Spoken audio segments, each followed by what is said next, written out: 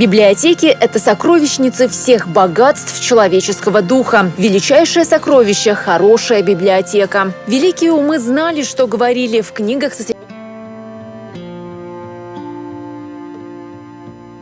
Чебоксарская городская библиотека, с которой началась история национальной библиотеки, ровесница первого чувашского букваря. Патриарх родной словесности подготовил его к печати еще в 1871 году. В своем завещании чувашскому народу великий просветитель писал: «Обращаюсь к тем из вас, кому выпало счастье получить образование. Помните, что вы сами должны помогать своим бедным и обездоленным сородичам, не надеясь на то, что помощь к ним придет откуда-нибудь со стороны. Помните, что долг работать над просвещением чуваш лежит прежде всего на вас, на людях, которые вышли из их же среды». Именно такие люди и организовали первую библиотеку, чтобы привлечь к чтению. История библиотеки началась в 1870 году. Тогда представители чебоксарской интеллигенции направили казанскому губернатору официальное прошение о дозволении открыть библиотеку. Ответ был положительный, и уже 24 января 1871 года состоялось первое общее собрание членов-учредителей и подписчиков. Чебоксарская публичная библиотека начала свою работу. В фонде изначально было всего 80 книг, которые пожертвовали основатели. Собрание пополнялось за счет частных книжных пожертвований читателей и на средства от ежемесячных взносов и небольшой входной платы. Но в уставе библиотеки было прописано, что бедные по особым правилам могут пользоваться ее услугами бесплатно. В 1892 году к ее названию добавилось слово «общественное». Чебоксары стали первым из 12 уездных городов Казанской губернии, в котором открылась публичная общественная библиотека. Я убеждена в том, что это были лучшие представители своего поколения. Восхищает та мера огромной ответственности этих молодых людей за учрежденную ими библиотеку. Ведь несколько десятков лет библиотека действовала без бюджетного финансирования, благодаря лишь пожертвованиям, абонентской плате своих читателей. Часто меняла помещение и не раз оказывалась даже перед закрытием библиотеки. Учредители библиотеки дежурили по очереди в библиотеке, выдавали книги в читальном зале и на абонементе. При этом они выступали и благотворителями, потому что собрание учредителей Чебоксарской общественной библиотеки приняло единогласное решение о бесплатной выдаче книг учителям сельских и городских школ. И библиотекари регулярно посылали учителям в специальных сумках эти книги с указанием имени читателя и помня их запросы. Руководство города оценило по достоинству вот этот вклад в развитие нашего города. В первый юбилей нашей библиотеки, 25-летие со дня создания, наградила работников библиотеки благодарственным письмом, где выразила огромную искреннюю признательность за помощь учителям. Конечно, библиотека прошла за эти 1,5 столетия огромный, насыщенный событиями путь. И оглядываясь на эти 1,5 столетия истории нашей библиотеки, мы видим, что все поколения библиотекарей были на службе наших читателей. В революционные годы власти и духовенство всячески оберегали библиотеку от проникновения в ее стены крамольной литературы. Не допускались и другие факты инакомыслия. Понятно, что так или иначе за деятельностью библиотеки все-таки наблюдала власть. И известен такой факт, когда учредители библиотеки и библиотекарь получили письмо о том, что мы знаем о том, что вот на стене вашей библиотеки портреты императора и его супруги висят рядом с портретами писателей. А писатели эти были Пушкин, Лермонтов, Некрасов, Жуковский, Грибоедов. И библиотекарь снял портреты писателей. И он оставил на стене портрет императора и его супруги Александры Федоровны. Поэтому есть такие факты очень интересные, которые свидетельствуют о том, что так или иначе библиотека уже вошла в такие широкие общественные отношения, в этот контекст.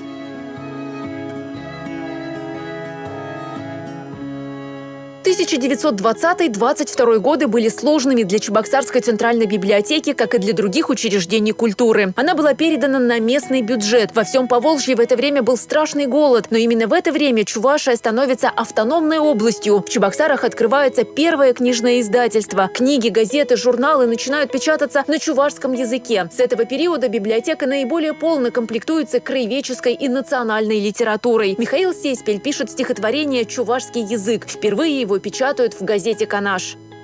Навсегда очищен пламенем свободы. Новый день сияет над моей страной. Скрылась тьма глухая, пронеслись невзгоды. Наконец ты волен, наш язык родной. Если ни насильем, ни цепями время не смогло навеки в прах тебя стереть, то и в новой жизни наравне со всеми языками мира будешь ты звенеть. Эта публикация, как и многие другие, хранится и по сей день в отделе национальной литературы и библиографии. Сегодня это один из крупных краеведческих центров республики. Отдел был образован в 1972 году. С этого времени здесь собирают всю информацию о родном крае, о людях, которые внесли значительный вклад в развитие республики. Самые старые издания, самые уникальные издания в нашем отделе – это книга сочинений, принадлежащих грамматике чувашского языка 1769 года. Это первая книга на чувашском языке, первая грамматика чувашского языка написана на русской графике. Национальная библиотека – это единственная библиотека, где хранится наиболее полное собрание всех произведений чувашских авторов о Чувашии, что опубликовано в нашей республике в первую очередь, но и за ее пределами. А больше такого уникального фонда, где собрана вся информация о республике, нет.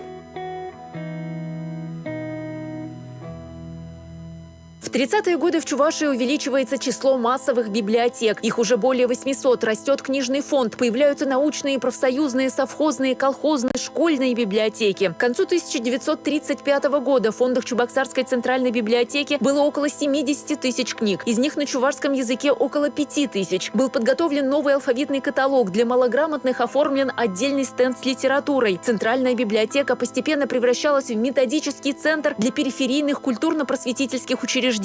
Это привело к получению нового статуса. В 1938 году ее переименовали в Республиканскую библиотеку имени Максима Горького. Во время Великой Отечественной войны библиотекари берут на себя огромную просветительскую миссию. Они открыли десятки пунктов выдачи книг в эвакогоспиталях, военкоматах. На предприятиях библиотека не закрывалась ни на один день. Не прекращается работа с малограмотным населением. В 50-е годы перед библиотекарями встают новые задачи в связи с развернутой КПСС-кампанией, что называется «в духе времени». Привлекать к чтению каждый колхозный двор, каждую семью. Библиотека несколько раз меняла расположение и лишь к столетию поселилась на проспекте Ленина. В апреле 1994-го она получает статус национальной. Просторная, с книгохранилищами, оборудованными по современным стандартам, читальными залами, библиотека стала местом притяжения для тысячи жителей. Рукописи, как известно, не горят, но время порой запускает необратимые процессы. В библиотечные процессы внедряются компьютерные технологии. Создается электронный каталог новых поступлений, сводный каталог чувашской книги. На сегодняшний день интернет-портал «Культурное наследие Чувашии» – самый популярный электронный информационный ресурс библиотеки. В фонде 60 тысяч книг, газет и журналов на чувашском языке. Более 40 тысяч документов оцифрованы и доступны в электронной библиотеке. Это аудиокниги, озвученные актерами чувашских театров. Коллекция электронных изданий, посвященная выдающимся деятелям республики. Вторую жизнь в микрофильмах получили газеты «Хыбар», литературно-художественный журнал «Сундал», труды просветителя чувашского народа Ивана Яковлева. Фонды библиотеки – важная часть культурного наследия России, информационного ресурса страны и имеют огромную историческую, научную и духовную ценность. Мы храним в фондах библиотеки 2 миллиона томов книг, и они сегодня сохраняются соблюдением всех требований температурно-влажностного режима и так далее. Поэтому автоматизированы в библиотеке все основные процессы библиотечные. Автоматизирован процесс формирования фондов, библиографических ресурсов, обслуживания читателей, безопасность нашего издания. Это все, конечно, находится на очень высокотехнологичном уровне. Я считаю, что наша библиотека на всем протяжении ее 150-летней истории внесла свой огромный вклад в становление нашей республики с момента ее создания, нашей республики.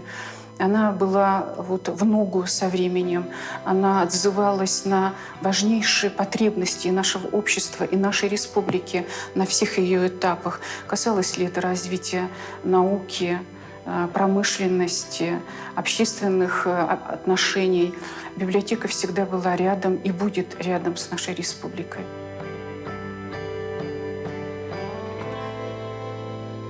В 2006 году началась масштабная реконструкция здания Национальной библиотеки, которая длилась 3 года. В 2011-м построили новый корпус. Большие площади дали библиотеке новые возможности. В электронном читальном зале вы не увидите книжных стеллажей. Здесь царят компьютеры. Издания, ценные документы, газеты, журналы только в оцифрованном формате. Они доступны всем на сайте библиотеки, но произведения, которые находятся под защитой авторского права, можно посмотреть только в читальном зале. У нас открыты виртуальные читальные залы президентской библиотеки и национальной электронной библиотеки. Национальная электронная библиотека – это федеральная информационная система, которая собирает и хранит в электронно-цифровой форме книги из фондов крупнейших библиотек России. Президентская библиотека имени Бориса Ельцина – одна из 3 национальных библиотек России, которая собирает и хранит в электронно-цифровой форме материалы, аудиозаписи, видео и иные документы, отражающие историю российской государственности, теории и практики права, русского языка как государственного языка Российской Федерации. В этой библиотеке представлено около 1 миллиона документов, которые могут быть полезны научным работникам, учителям, а также школьникам. Настоящая сокровищница библиотеки – это центр редкой книги. Именно здесь хранятся самые старинные, самые ценные, редкие, необычные издания, начиная с 1643 года. 17,5 тысяч документов по всем отраслям знаний. Самые редкие книги – это, конечно, рукописные. Здесь хранится Библия на чувашском языке, напечатанная в Китае на рисовой бумаге. Чувашский народ стал вторым в России после русского, который имеет полный перевод Библии на свой родной язык, что говорит о неимоверном богатстве чувашского языка. Объемный томик Библии уместился в такое изящное издание. Получился. Вот такая. Ева Николаевна Лисина, родная сестра Геннадия Айги, наша писательница, 19 лет жизни отдала для того, чтобы перевести эту Библию. Здесь же хранятся книги времен Великой Отечественной войны. Тематика, формат, тираж, бумага отличают их от остальных. Это особый период в истории книгоиздания нашей страны. Есть в отделе миниатюрные издания. На ладони может поместиться целая библиотека таких. Здесь сохранились книги из домашней библиотеки братьев Таланцевых. У них была одна из самых больших известных коллекций. В ней насчитывалось более 12 тысяч книг и журналов на 3 европейских языках. Из них в библиотеке 3,5 тысячи экземпляров. Один из самых значимых проектов библиотеки – зал народного поэта Чувашии Геннадия Айги. Здесь собрана самая большая в мире коллекция изданий и документов, связанных с творчеством известного поэта с мировым именем. Это поэтические сборники и публикации поэта на 26 языках мира, издания материала о его жизни и творчестве. Этот зал в этом смысле хранит память о нашем поэте, слава Богу, о людях, которые с ним общались, помогали ему, работали вместе с ним, были в таком сотворчестве, поэтому это замечательное такое место, скажем так. Вот. Я просто сам здесь, конечно, с теми людьми не общался, но некоторых из них тоже мне приходилось видеть. В свое время, когда я учился в аспирантуре в Москве, общался с Геннадием Николаевичем довольно так тесно. При жизни сам Геннадий Николаевич участвовал в создании такого собрания. Библиотека издала в 2004 году библиографический указатель его произведений, публикации о нем. Сегодня Национальная библиотека – это культурный, научный, информационный центр республики. Главное государственное книгохранилище Чувашии. Площадка, которая объединяет людей разных поколений. Здесь проходят выставки, презентации книг, встречи писателей и художников. Библионочь интересна каждому, и каждый найдет в ней что-то новое. Это всероссийская акция, к которой Национальная библиотека Чувашской республики ежегодно присоединяется. Каждый год мы предлагаем своим посетителям более 40 площадок на различные темы для абсолютно разной аудитории возрастной. С удовольствием, с большим рекомендую клуб выходного дня всей семьей в библиотеку. Ежемесячно мы приглашаем молодых родителей с детьми познакомиться с главным храмом знаний. И совершенно новая форма, которая появилась в библиотеке совсем недавно, это ДНК – День новой книги или День новых книг. По вторникам, раз в месяц, Национальная библиотека превращается в огромную площадку, где презентуются новые книги, рассказываются о них, проводятся встречи с авторами, игры. Библиотека – это та площадка, в первую очередь, в которой ты развиваешься постоянно. Самое главное, здесь, как и раньше, работают профессионалы, которые делают все возможное, чтобы люди продолжали читать. Оставаться на одной волне с читателями на протяжении 150 лет – это дорогого стоит. Вспоминаются свои студенческие годы. Это было местом паломничества студентов. Мы тут очень много, сильно, упорно занимались. Но это еще было, кроме этого, место встречи для друзей, коллег. И тут же можно было прочитать, полистать, допустим, тот или иной номер газеты или журнала, чего не было у студентов таких возможностей в своих общежитиях. По истечению большого количества лет Национальная библиотека, она оправдывает название национальной, оставаясь первой среди первых, да, и по возможностям информационных ресурсов, а сегодня массово эти ресурсы распространены, интернет и так далее, тем не менее библиотеке удается держать вот это первенство. Вся жизнь человечества последовательно оседала в книге. Племена, люди, государства исчезали, а книга оставалась. Национальная библиотека Чувашии продолжает хранить самое ценное и развивается как современная площадка для новых поколений.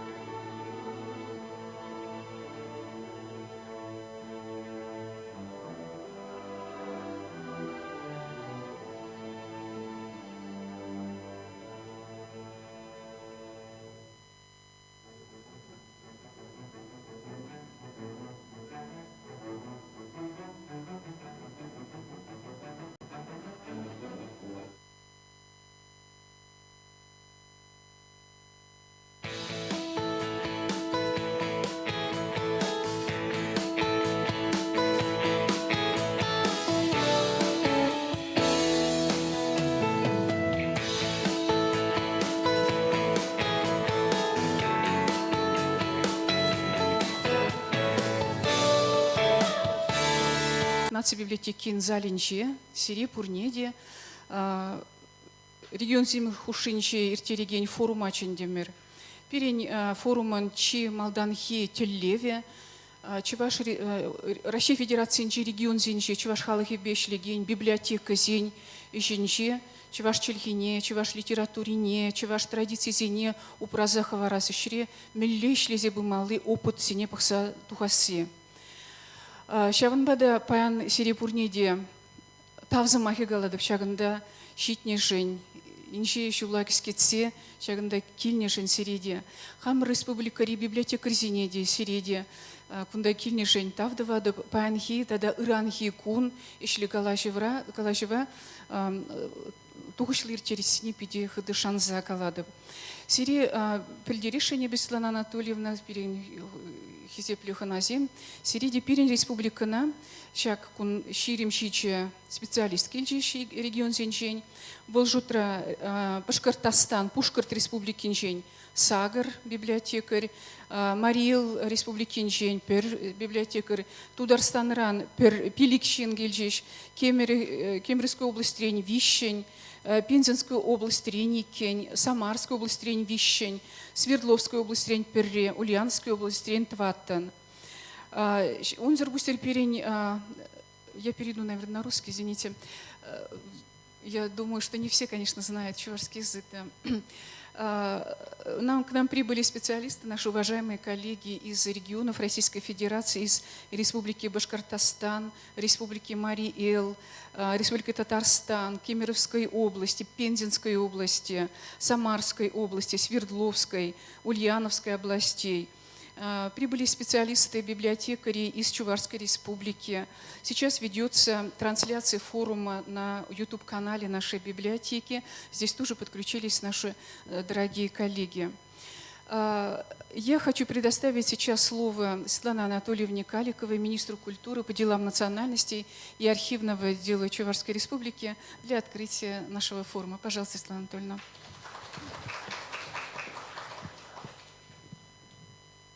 Тавдабыч Роза Михайловна, Хизеплештирсем, библиотека Щенезем, форум Окутшинаганзем. Сирия Чевгарза Гельген Чеваш Тельхи Куниачбе Чунчеререн Саламладов. Перенюшелаган форум был Чеваш Тельхи Куне, тогда наци библиотеки Шержул Щитнине, Халаллана. Роза Михайловна Терзех Калары, Терле регион Зинджень, Пирин Юлдашсем на Майгильня Паян, и Вертаршса Шлейт, Першак Чеваш Тельхи, не Чеваш Культурине, Упразах Варастизе. Добрый день, уважаемые коллеги, уважаемые дорогие друзья. Я очень благодарна за то, что вы нашли возможность посетить сегодня Чувашскую республику. Форум проходит в преддверии 150-летия со дня чувашской письменности. Мы также отмечаем 150 лет Национальной библиотеки в этом году. Это для нас очень большой праздник, очень значимые юбилейные даты. И таким образом мы с вами продолжаем череду юбилейных дат, которые начали в прошлом году. Я хочу отметить, что чувашский язык, чувашская письменность, она стала таким началом большого пути для сохранения, развития чувашского языка и культуры. И сегодня можно, конечно же, отметить, что дело продолжается. Прошлый год он для нас был очень значимым, так как глава Чувашской республики Олег Алексеевич Николаев инициировал создание новой подпрограммы, которая вошла в программу по развитию культуры и туризма в Чувашской республике, в государственную программу. У нас есть подпрограмма сохранения и развития чувашского языка. Мы также уверенно говорим о том, что у нас сохраняется вся печатная пресса на чувашском языке. Очень многие районные газеты выходят на чувашском языке. Успешно работает издательский дом «Хабар», где целый ряд изданий, и журналы, и газеты, как для взрослых и для детей, на чувашском языке выходят. Кроме того, успешно работает Чувашское книжное издательство, где в рамках госзаказа 70% изданий должны быть именно на чувашском языке или на двух языках. То есть работа по сохранению языка, она такая масштабная, она ни на один год не останавливалась, и мы свою работу в этом направлении только усиливаем. Кроме того, если говорить о культуре, национальных традициях, внимание, которое мы очень большое уделяем, в прошлом году впервые отметили День чувашской вышивки. Я думаю, многие из вас были свидетелями этого мероприятия. И наверняка и в регионах, не только в Чувашской республике, вы на своих площадках организовывали различные выставки. Работа также продолжается. В этом году перед нами поставлена задача – это организация национальной школы вышивки, которая позволит объединить усилия рукодельниц наших и обучить уже молодое поколение нашим национальным традициям. Уважаемые коллеги, дорогие друзья, я поздравляю вас с праздником, потому что 25-е уже вот оно очень близко. Поздравляю вас с юбилейными датами и хочу выразить слова благодарности за тот вклад, который каждый из вас вносит на своем рабочем месте во имя сохранения и развития языка, во имя сохранения и развития чувашской литературы, поэзии и драматургии. На прошлой неделе, буквально немного, наверное, те, кто, может быть, не видел, я расскажу, мы провели очень большое мероприятие вместе с главой Чувашской республики, посвященное Дню чувашской письменности. На это мероприятие, что было, наверное, одной из особенностей, мы пригласили не только наших аксакалов, то есть писателей, которые всю свою жизнь посвятили вот именно этому направлению работы, мы пригласили молодых людей. И были обсуждены конкретные проекты, которые позволят нам выйти на новый уровень. Так вот, на этом мероприятии была поддержана главой республики инициатива наших сотрудников, которые работают в художественном училище по созданию мультипликационных фильмов на чувашском языке. Была поддержана также инициатива наших драматургов, наших театральных деятелей об обучении режиссеров в московских вузах. То есть, действительно, есть очень большие планы, есть очень большой задел для того, чтобы идти дальше, только вперед. Спасибо вам всем, еще раз с праздником, успешной работы на форуме. Спасибо большое, Светлана Анатольевна. Сейчас слово представляется Вячеславу Викторовичу Рафинову, председателю комитета Госсовета Чувашии по социальной политике и национальным вопросам. Хизепле Роза Михайловна, Хизепле форума Худшинаганзем, библиотека Ищенезем, Сирия Пурнедия, Чуваш Патшалых Канажин, депутат Жизнь Яджибе Саламладов, форумра Онышле Эшлеме Сунадов. Уважаемая Роза Михайловна, участники форума, дорогие гости, я вас всех приветствую от имени депутатов Государственного совета Чувашской республики. Желаю успешной работы сегодня на форуме. Ну и Чебоксарами полюбоваться. Мы сами уверены, что наш город самый лучший в России. Нас куда-то, когда мы куда-то уезжаем, нас всегда тянет домой. Хотя вас, наверное, тоже так же домой тянет. Ну, я думаю, и в Чебоксарах есть много красивых мест. Программа у вас богатая. Желаю вот еще, чтобы вы были рады, довольны и культурной программе. А говоря о библиотеке, библиотека это для всех, для нас, наверное, это храм знаний. Вот за время существования, за эти 150 лет библиотека развивается вместе с обществом. Сегодня уже и цифровизация происходит. Вчера только внесли в наш закон, значит, изменения о книжных памятниках. Так что, я думаю, реестр книжных памятников с годами будет увеличиваться, расти будет. И мы должны сохранить вот то наследие, культурное наследие, книжное наследие, информационное наследие, что было до нас, и дальше передать подрастающему поколению и будущему поколению. А библиотека сегодня, вот как Сбербанк же развивается, сегодня Сбербанк тоже там мероприятия проводит на уровне России, юбилей. Сбербанк даже слово «банк» убрал у себя. Вы тоже сейчас такие, у вас направления и информатизации вовсю, значит, но кроме этого, мне нравится еще библиотека становится местом проведения досуга для людей разного возраста. Те мамы, бабушки, прабабушки, которые в молодые годы, в студенческие годы в библиотеку приходили за знаниями, учиться в годы учебы и дальше. Сегодня они приходят со своими детьми, с внуками, с правнуками уже в комнату раннего развития, детскую комнату. И они очень довольны, что тут есть все для полного развития ребенка прямо чуть ли до того, как он начнет ходить даже. Желаю вам всем успеха на вашей такой очень нужной работе. Главное, крепкого здоровья, счастья, чтобы все вы были каждый день рады жизни, рады себе. Успехов!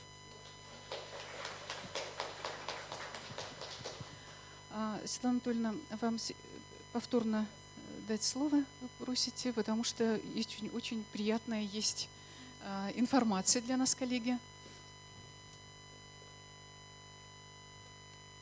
Ну, это действительно приятный такой момент, уважаемые коллеги. Я думаю, многие из вас в прошлом году мы готовились когда к юбилею республики, к юбилею столетию Чувашской автономной области. Я тогда работала в Чувашском книжном издательстве, и у нас была такая задача рассказать о Чувашии, показать ее во всей красе, и в то же время историю объединить в одной книге. И мы больше года работали над изданием книги «Чувашия древняя, вечно молодая», целая команда ученых, историков. Здесь и историки, которые в педагогическом нашем университете работают, и в Чувашском государственном университете. То есть целая команда ученых собирала материалы, сотрудники архивов, и мы издали книгу, которая называется «Чувашия древняя, вечно молодая». Знакома вам эта книга? На русском языке мы ее издали сначала тиражом 3000 экземпляров, потом еще 2500, потому что она была очень востребована читателями, очень активно разошлась, потому что очень хорошее было типографское исполнение. Действительно были собраны уникальные фотографии документов. После того, как книга доведена была на русском языке, мы поняли, что нашим регионам очень не хватает книги именно краеведческой на чувашском языке. Так как я очень часто принимала участие в работе, когда Чувашский национальный конгресс приглашал наших коллег из регионов других, и наши коллеги говорили о том, что Чуваш республики Зинджень волас келетечиш. Поэтому мы решили, что эта книга должна быть обязательно издана на чувашском языке. И вот уже Роза Михайловна, будучи министром культуры, тогда начинала этот процесс, заканчивали уже, я заканчивала, мы работаем в одной команде. И вот эта книга на чувашском языке «Чуваш Шерживе Вада Давал Эмер Шамракта» 1000 экземпляров издана была именно для наших диаспор, которые живут в других регионах, и для наших коллег, которые работают в других регионах, ну и, конечно, для нас. Кроме того, мы очень хотели, чтобы наши иностранные друзья, когда они к нам приезжают или когда мы с ними встречаемся, имели возможность ознакомиться с историей Чувашии, с ее богатством на родном для них языке. Поэтому книга была издана также на английском языке. Сейчас у меня действительно очень приятная миссия. Нашим коллегам, которые приехали из других регионов, вот 29 коллег, 29 участников, мы вам передаем вот эти комплекты книг на чувашском и английском языках в дар вашим библиотекам. От Министерства культуры Чувашии и от Национальной библиотеки Чувашской Республики. Я думаю, что это будет такое достойное пополнение ваших книжных фондов. Роза Михайловна, мы как их передадим? Или это ваши сотрудники? Да. Мы передадим их вам, коллеги, сегодня же вы их получите. Книги на русском языке, вот эта же книга на русском языке у вас уже в ваших сумках, да.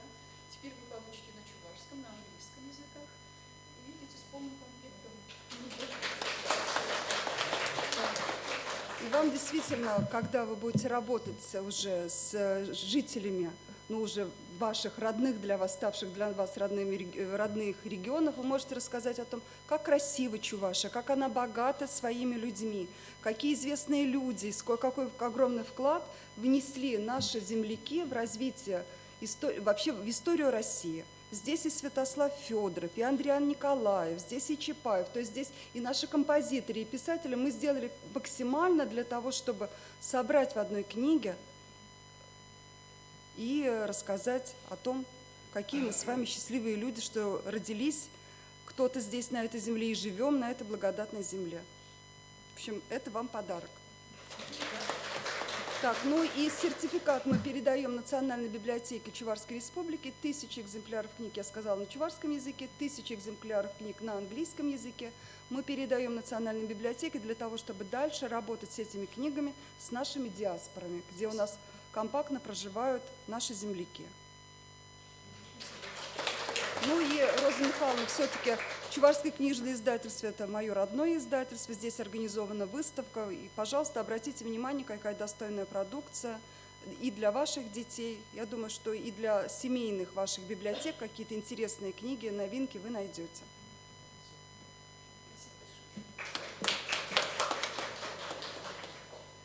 Сейчас вот в эту минуту идет круглый стол в Тетюшах, городе Тетюши, Республики Татарстан. Тетюшский район – это родина, где родился Иван Яковлевич Яковлев, в деревне Кошки Новотимбаева. И участники круглого стола, наверное, готовы нас приветствовать. Юрий Викторович, вы нас слышите?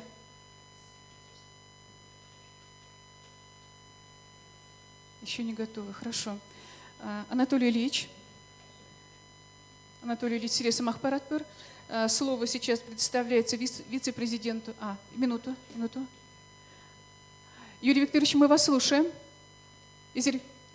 Звука нет. Микрофон.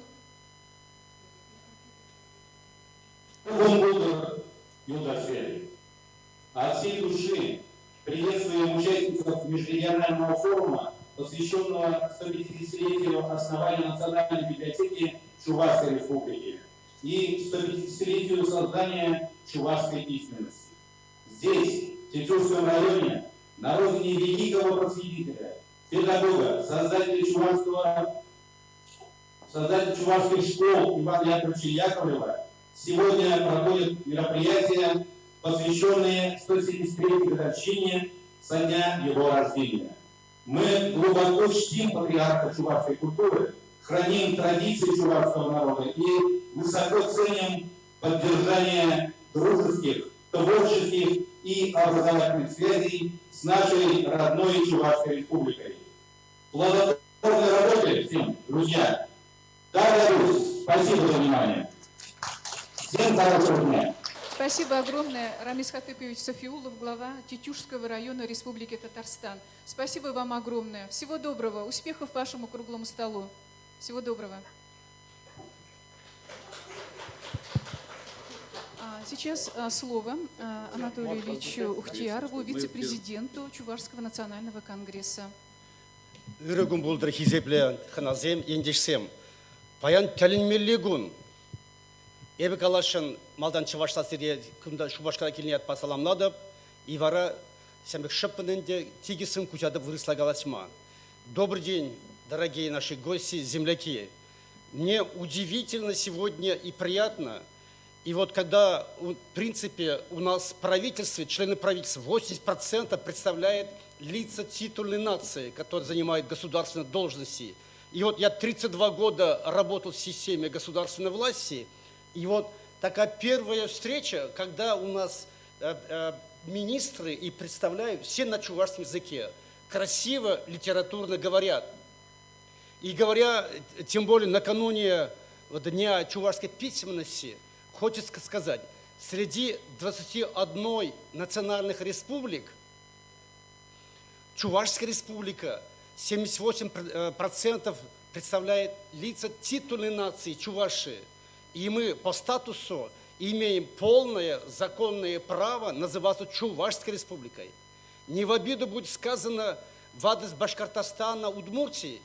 И как я юрист, статус этих субъектов именно носить Башкортостаном или Удмуртией, лица титульной нации там представляет в Башкортостане 36%, в Татарстане где-то 29%.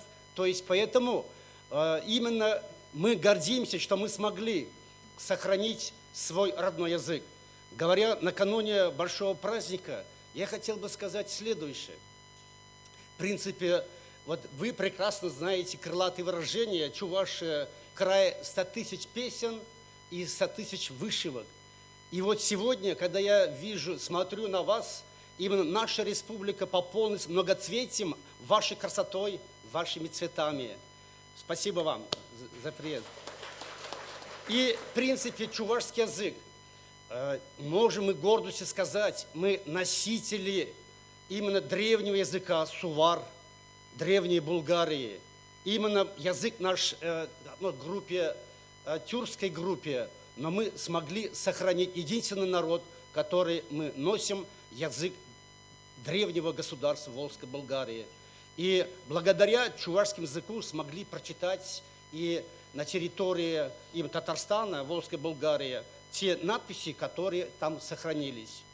И язык наш чувашский, и когда мы выезжаем в другие регионы, когда нас слушают, да вы сегодня, наверное, сами могли убедиться, язык такой нежный, это как птичий голос, и сравнимо говорят французским языком.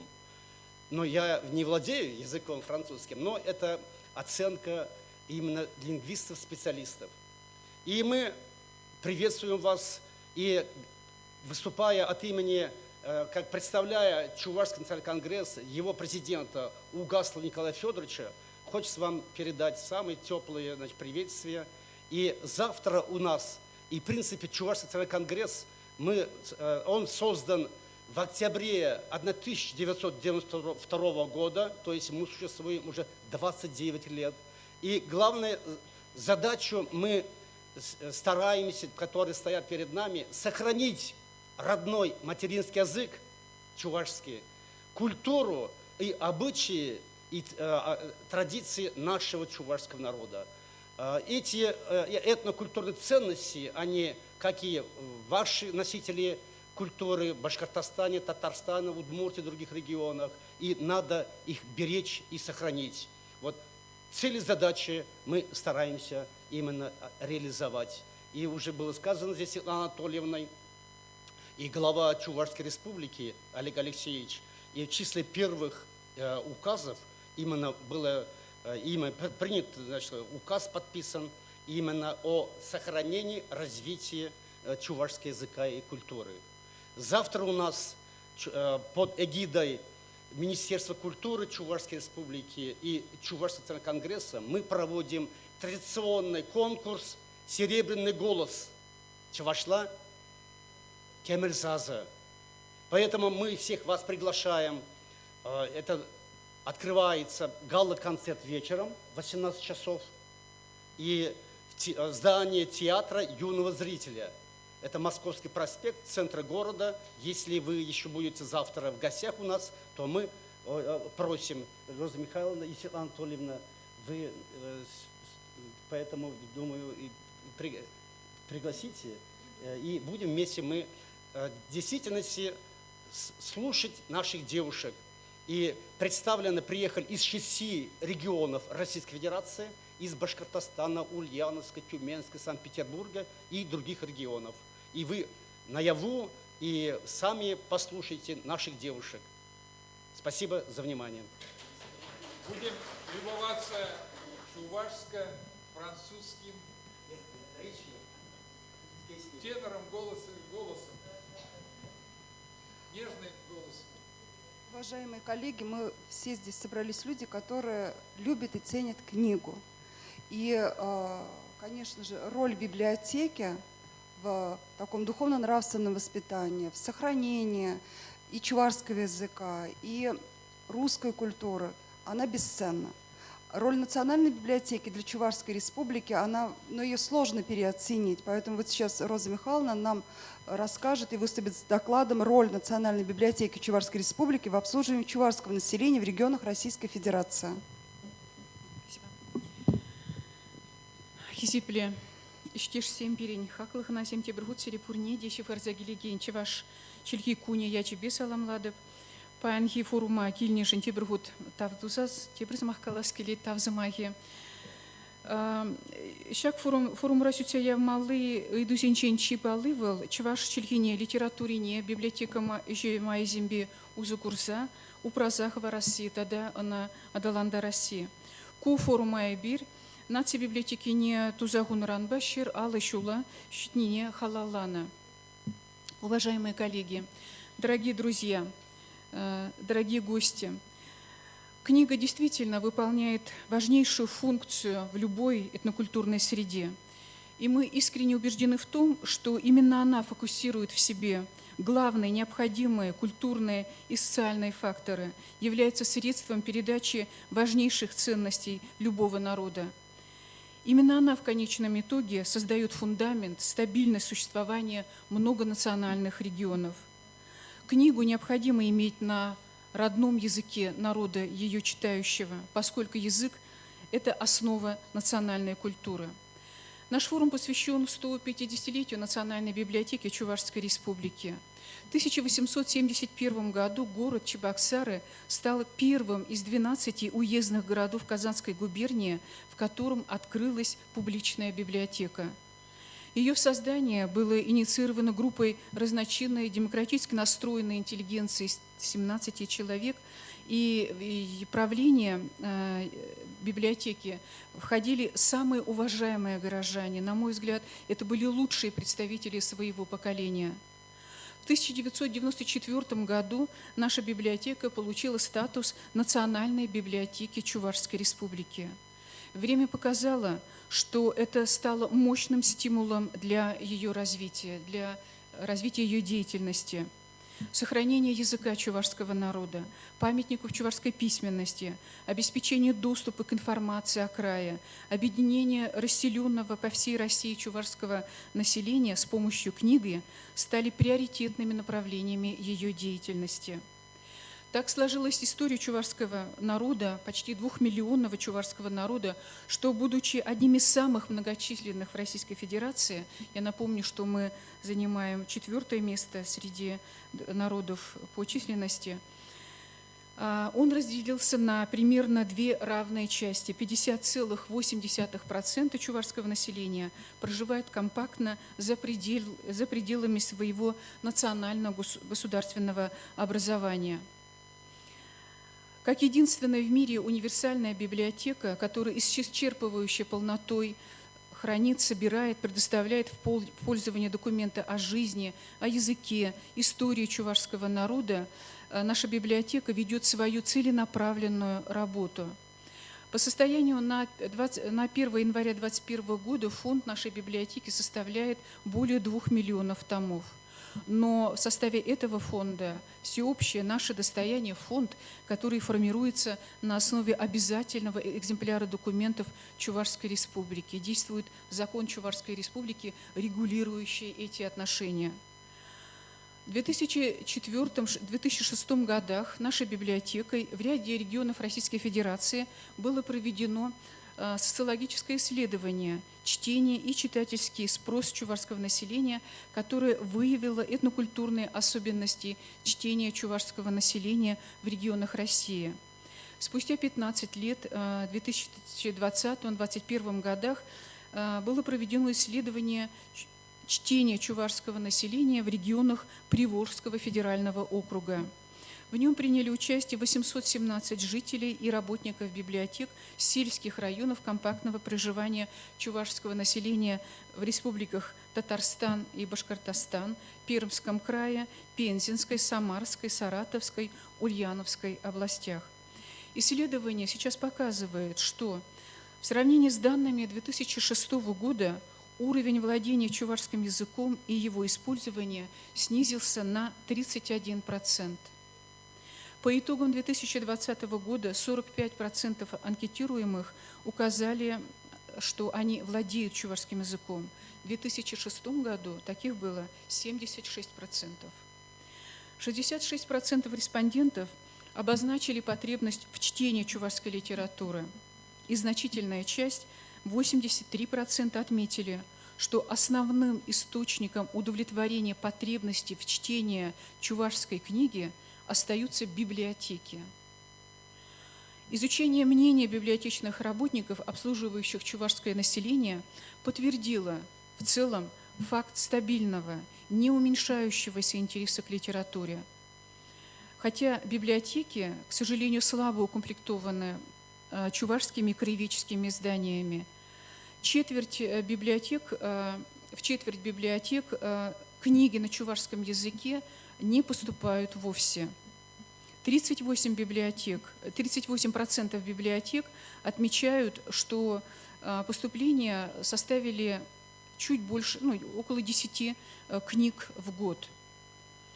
И подавляющая часть анкетируемых, 76%, ощущает постоянную потребность знакомства с культурой чувашского народа, единогласно во мнении, что развивать культурные традиции можно только совместными усилиями библиотек, ассоциаций и других общественных объединений.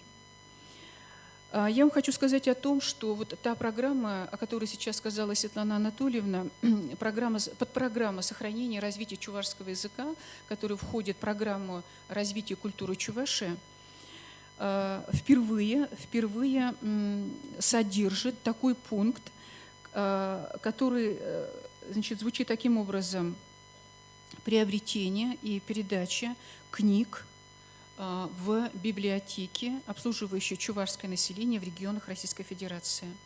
Значит, исполнителем этого пункта является благотворительный фонд «Перле». Вместе есть такой фонд, недавно созданный в Чувашской Республике при поддержке главы Чувашской Республики Олега Алексеевича Николаева. Значит, предусматриваются там целевые субсидии на выполнение этого пункта. Сейчас Министерство культуры как раз занимается выработкой механизма реализации этого пункта. И я думаю, что если не в этом, то в ближайшие годы этот пункт будет исполнен. И хочу отметить, что это важнейшее, вообще-то говоря, для нас такое достижение, не скажешь, но все же это важно для нас было обозначить этот пункт под программе сохранения и развития чувашского языка. Национальная библиотека очень много делает для налаживания региональных контактов с территориями компактного проживания чувашского населения. Прочно вошло в практику проведение семинаров, дней чувашской книги для библиотечных работников, обслуживающих чувашское население. В регионах компактного проживания с 2005 года Национальной библиотекой проведено 9 семинаров. Я, наверное, их перечислю, тем более, что мы их стараемся проводить практикоориентированными, эти семинары. 2005 год Башкортостан, 2006 год Ульяновская область, 2007 год Татарстан, 2008 год Республика Татарстан, 2009 год Самарская область, 2010 год город Ульяновск, 2011 год Башкортостан, 2012 год Республика Татарстан. Я населенные пункты не называю. В 2014 году в Ульяновске состоялся межрегиональный семинар, в Пензе в 2018 году. В Национальной же библиотеке, вот здесь, вот как сегодня мы вас пригласили, таким образом мы с 2013 года провели 4 семинара совещания библиотечных работников. В 2013 году семинар был посвящен теме «Библиотека чувашской диаспоры. Открытая площадка для диалога культур в полиэтнической среде». 2015 год «Библиотека. Площадка для воплощения культурных инициатив». В 2016 году семинар «Библиотека. Образовательный и просветительский центр». 2017 год «Библиотека. Центр межкультурного и межнационального взаимодействия». Изучение мнений библиотечных работников, обслуживающих чувашскую диаспору, подтверждает, что мы идем, конечно, в правильном направлении. В целом, уважаемые коллеги, вы одобрили нашу практику вот таких наших семинаров. Программа этого нынешнего форума составлена таким образом, чтобы у всех, и библиотекарей нашей республики, и библиотекарей регионов России была возможность рассказать об опыте своей работы по сохранению чувашского языка, о новых формах деятельности, которые вы нашли, новые формы работы. Мы все находимся в постоянном поиске вот этих новых форм. Но мы все-таки надеемся, что знакомство наше продолжится, вы продолжите общаться и дальше. Тем более, что средства коммуникации сегодня позволяют нам быть, что называется, вне стены границ, быть в постоянном контакте. И мы действительно на это надеемся. Мы создали в социальных сетях группы и в Инстаграме, и в Фейсбуке, и ВКонтакте. Поэтому вот эта площадка, значит, думаю, что эти площадки станут для нас средством ежедневного общения друг с другом. Национальная библиотека активно формируются цифровые ресурсы в интернет-среде. Именно они сегодня помогают распространению знаний о Чувашии, культурном наследии нашего народа, объединению с помощью книги расселенного по всей России чувашского населения. Сегодня мы предоставляем на сайте нашей библиотеки доступ к комплексу электронных ресурсов, электронному каталогу, виртуальным выставкам, краеведческим порталам, коллекциям книг электронной библиотеки Чувашской Республики. Доступ к национальному культурному наследию в цифровой форме обеспечивается через интернет-проекты «Культурное наследие Чувашии», «Литературная палитра Чувашии», 100 книг для прочтения, «Литературная карта Чувашии», календарь знаменательных и памятных дат, летопись печати Чувашской Республики. Они все интегрированы с информационно-поисковой системой нашей библиотеки и очень удобны для использования. Мы создали службу чувашского языка.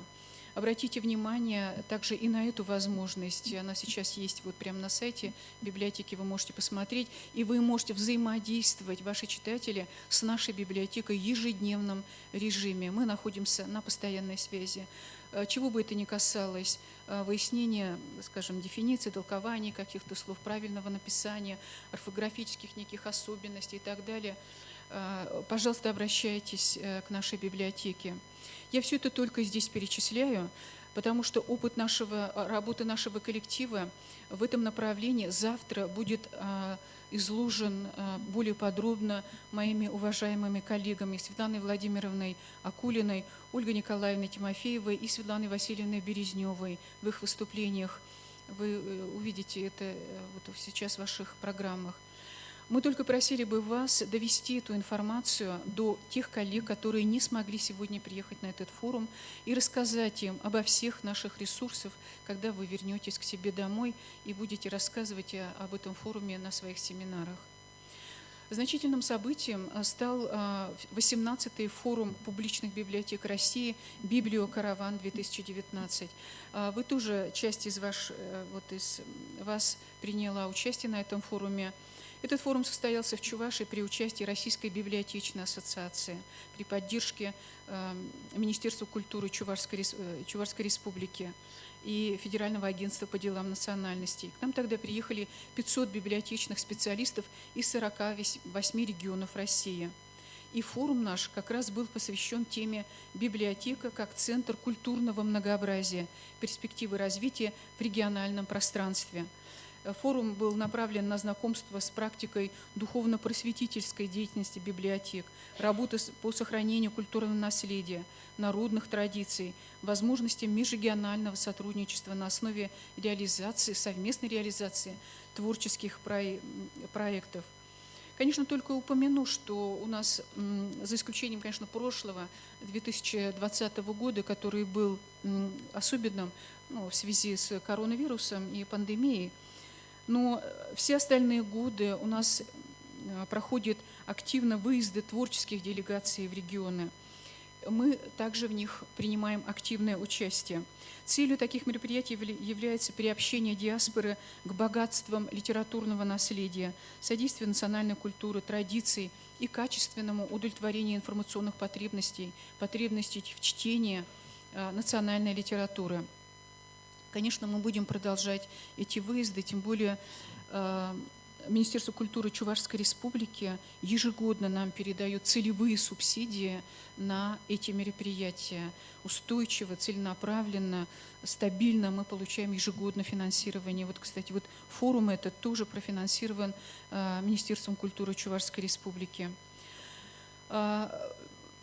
Мы заключаем договора о творческом сотрудничестве с региональными библиотеками, в которых предусматривается помощь в библиотечно-библиографическом обслуживании чувашского населения, комплектование фондов, обмен опытом, методические, библиографические пособия, проведение стажировок, практикумов по совершенствованию обслуживания национальных диаспор. Кроме того, на основании этих договоров открыты виртуальные залы электронной библиотеки Чувашской Республики в библиотеках республик Башкортостан, Татарстан, Ульяновской области при наличии выделенных IP-адресов. Таким образом, Национальная библиотека Чувашской Республики всей своей деятельностью целенаправленно обеспечивает равноправие всех национальностей и нашей республики в библиотечном обслуживании, и в праве доступа чувашского населения регионов к информации. Мы уверены, что мы с вами общими усилиями добьемся поставленных перед нами задач, уставных задач Национальной библиотеки. И надеюсь также, что работа нашего форума станет плодотворной, и цель мы свою достигнем. Спасибо большое.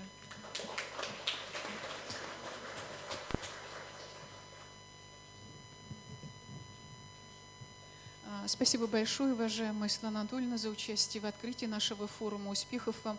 Ваше поручение мы выполним, книги мы все доставим. Да, всего доброго. До свидания, Светлана Анатольевна.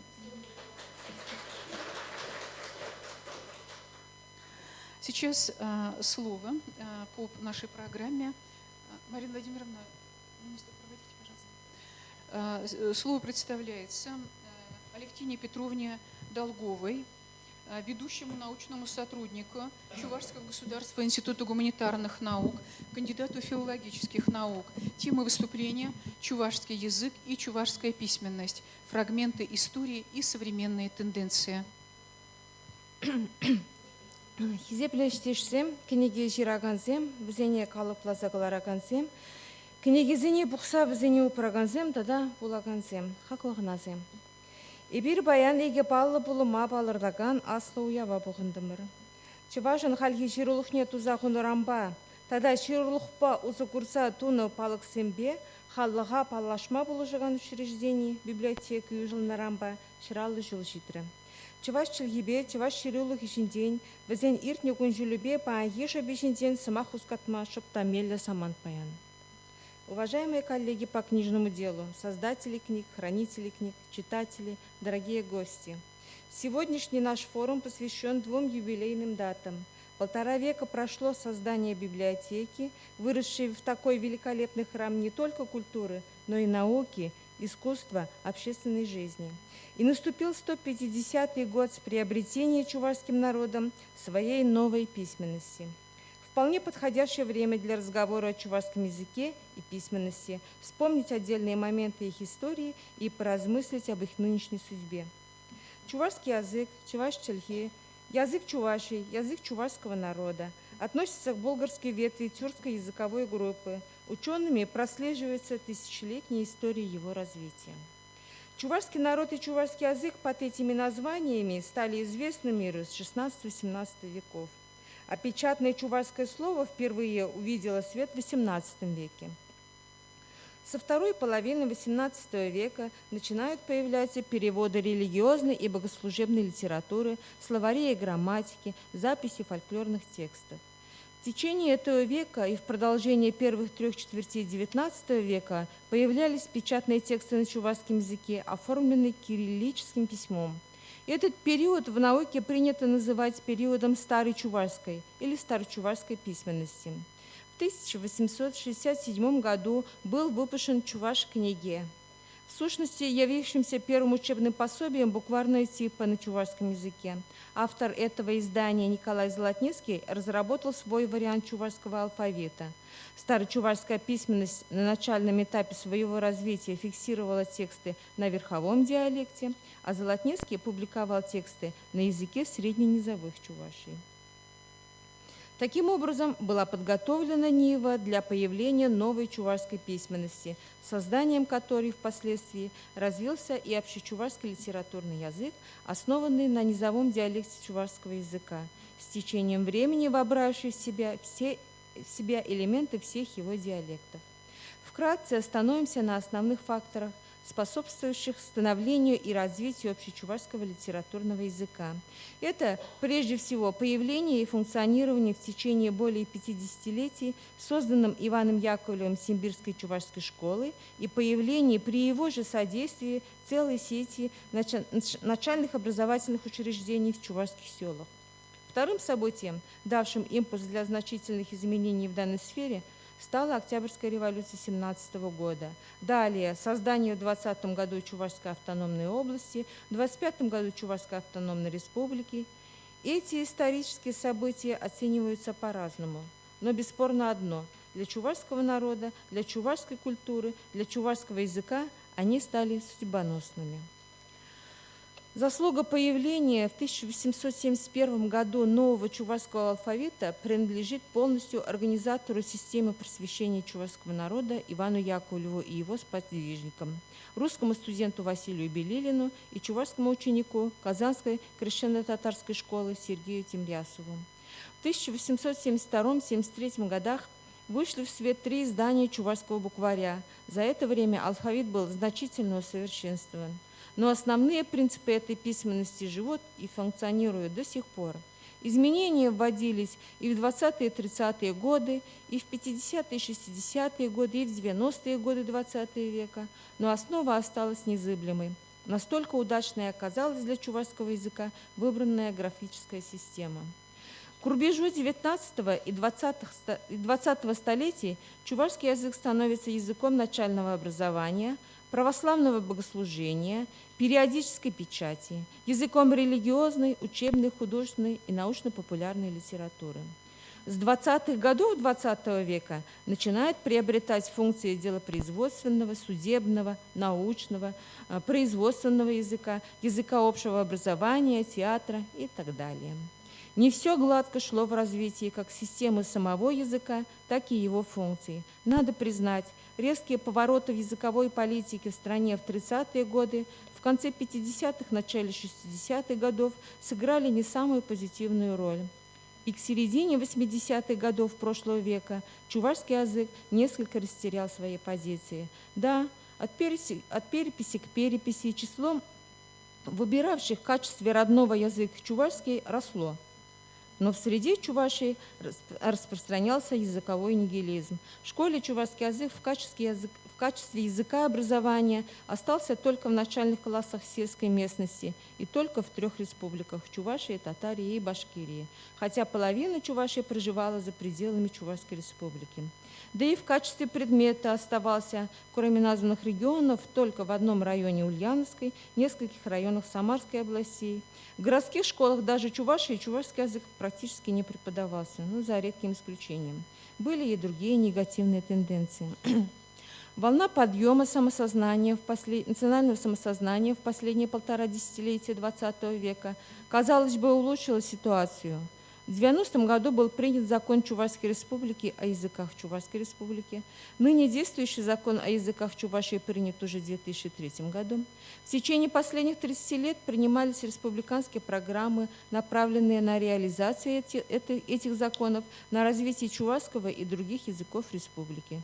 Со стороны государственных структур поддерживаются образование в начальном звене общего образования на родном языке, подготовка учебного материала по чувашскому языку и литературе, подготовка кадров для образования и культуры, научные исследования, в том числе чувашского языка и культуры, деятельность учреждений культуры, издание национальной и социально значимой литературы и многое другое. Конечно же, не все намерения получают реальное воплощение, не все предпринимаемые меры дают ощутимые результаты. Надо признать, иногда конкретные дела заменяются голословными декларациями. Мир не стоит на месте. Различные инновационные и модернизационные процессы, смена ценностей, эти и другие явления оказывают разрушительное действие на традиционную культуру, в том числе и на языки многих народов.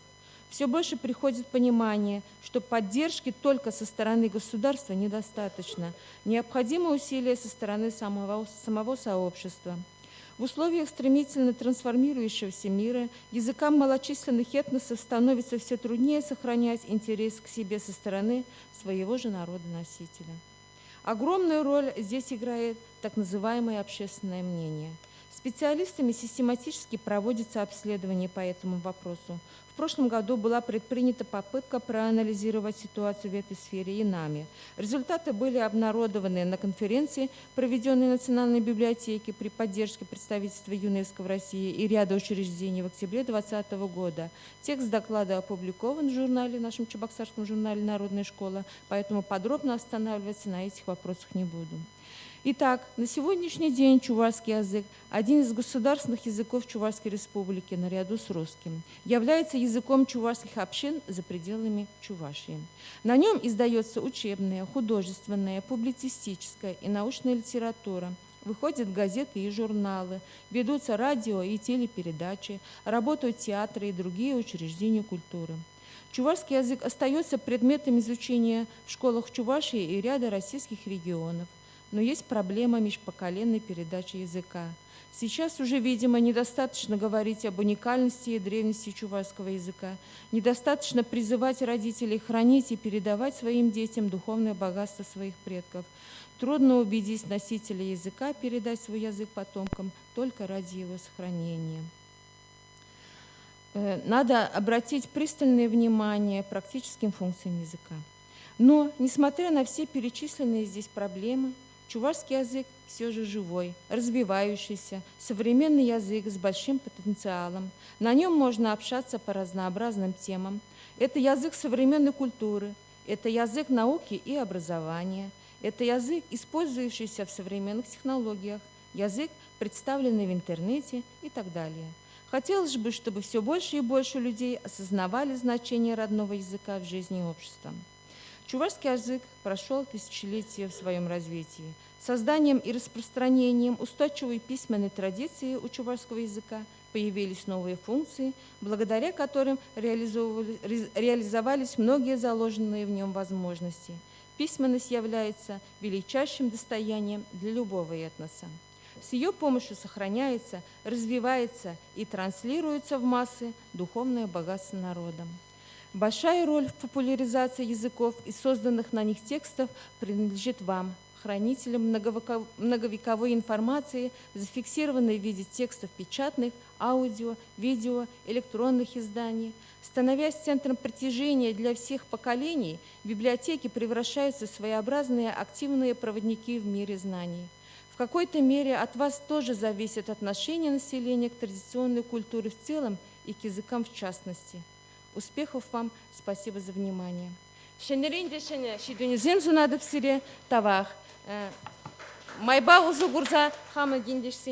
Представителям Телининской земли большой привет от уроженца Телининского района Ульяновской области.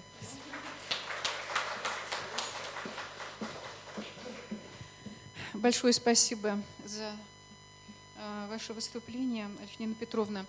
Сейчас слово я представляю Скворцовой Ольге Владимировне, кандидату филологических наук, доценту Чувашского государственного педагогического университета имени Ивана Яковлевича Яковлева.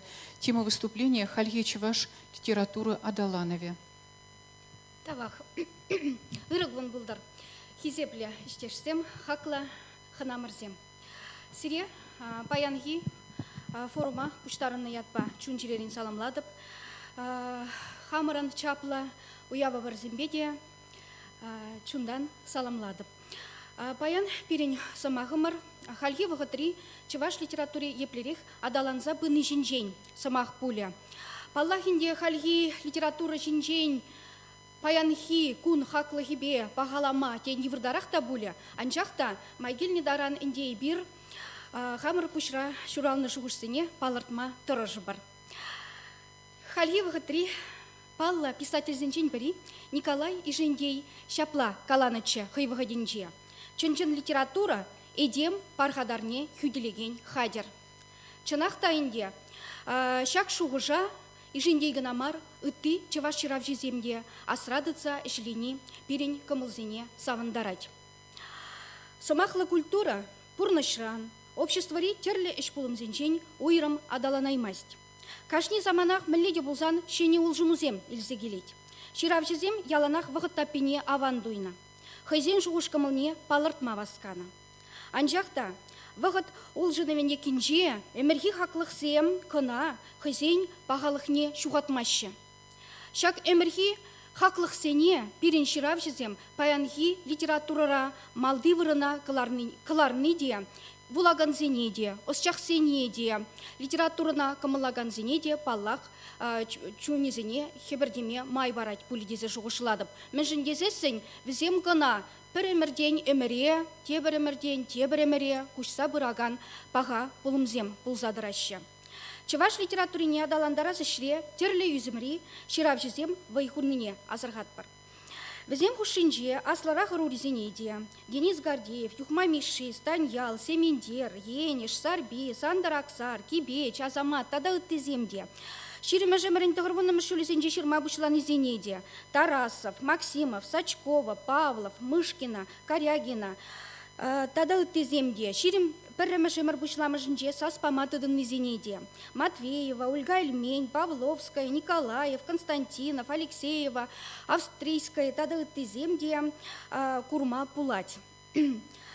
Халье чываш литературин анынче терлі турдымзем тада пулдаруллық меслежезем курымлын паларашы. Паянхи хайлавзенже публицистикалық паларымызем уйрмах вайланза пыны кушкереть. Публицистика хайнеделі нельзень чываш сымақлық жын яланах тепре булна. Нигісіре шутланна.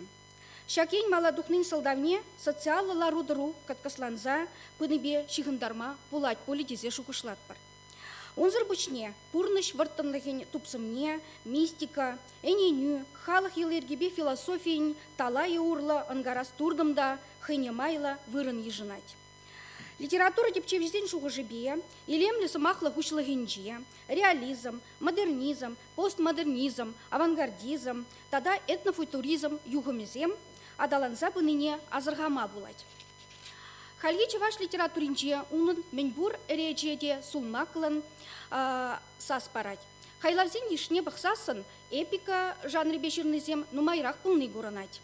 Візен шудинже шуғыжа философийлі тарынлықпа ұшса баныземде, хиверек палартма пулдарныземде пурри ужымланать. Вера Витальевна Никифорова литература вет палартна дырах, паянги проза традицийлі тада альтернативлы шулбаутны жинже. Альтернативно шулба утнышинче нигисленце таратетвал. Традициялы прозан представители замытларах асла арури ширавжезем пулзадраща. Везень хайла везень сценарлых нигизе тепренельзень улжынман, герои земжиш ылмажынна. Альтернативлы прозара халық самахлыгибе, тенже культуринжи, курумларах илемлих палармезем пір тевве петешсе, хыне еверле поэтика тенжине, ергеленине курма булать. Шакьень, Степанов, Чиндыков, Федоров пулдарулы земжень характерлы пулзадрать. Илемлі замақлы хадалановенже хирарымзень прозидеген онлавда ширплинзе бырать. Шакна Павловская, Сачкова, Мышкина, Ильина, Прокопьева, Сарине, Нарби, Корягина, Васильева, Австрийская, Алексеева, Аксуби, тада үттізень пулдарулы хиде ширплетсе барать. Произведение зенже Эдем Чунень, наци бурнышын эмерхи хагаля мала тухат теремеринде. Калемысты зен замахинче теп вырында, перенжутпа паянгигун идея таратпек туйынать. Персонаж сене санарласы вара унын уйрымлыхинчен нумай келеть. Тебір чухне, шавна була тень, туллы характер адаланза шидейменненеде азырхама булать, хошпер ширавжезень творчествинче. Уйрым эдем шыбине сынарлама калав чипурымлы жанр пулзадырать. Шак жанрлы хайлавзем кенегезенчеде, хажа журналда да самай впечатленеща. Уйрымах таванадыл журнал, шулранжул проза жанрен кежентесне самай пызык вырын уйрать. Яланхи калавжезен ежинже, Сергей Павловын, Тарасовын, Чепуновын, Елена Нарбинь, Анатолий Волковын, Максимовын, Василий Антоновын, тада-тада үттізенде, яжезем малды вырындадыраща. Таванадыл журналда хыйвғаденже Георгий Иосифович Федоров литературовед, ширимбірімі жемір пұшыламыжынже, чываш прозине тепчезе жирна, обзорлы статьи кунжуды гурныча. Критикунда чываш прозень подемшле сын забатне.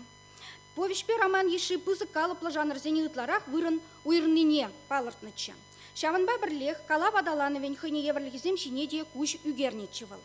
Чываш калавенже пурнышри тюррен илни сюжетсене выл куенжень тигелезе фарланы ытларах курынныне азырғанычы ученый.